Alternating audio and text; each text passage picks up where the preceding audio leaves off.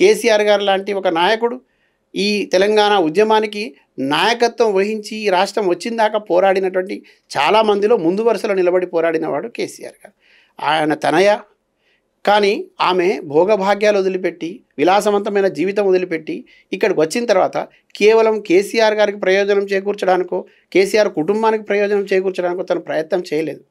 ఇక్కడ ఉన్నటువంటి ప్రజలు కలలు కంటున్నటువంటి ఆ కలలు సాకారం కావాలని, ఇక్కడ ఆకాంక్షలు నెరవేరబడాలని, అటు ఉద్యమకారుల ఆకాంక్షలు, ప్రజల ఆకాంక్షలు, మరీ ముఖ్యంగా అమరుల ఆకాంక్షలు నెరవేరబడాలని, ఇక్కడ జరుగుతున్నటువంటి దోపిడీని చూసి, ఇక్కడ ఎదురవుతున్నటువంటి వివక్షను చూసి, ఇక్కడ మోసపోతున్న తీరును చూసి ఒక విద్యావంతురాలిగా, తర్వాత ఒక చైతన్యవంతమైనటువంటి రాజకీయ కుటుంబం నుంచి వచ్చినటువంటి వనిత కదా ఇక్కడ నిలబడింది.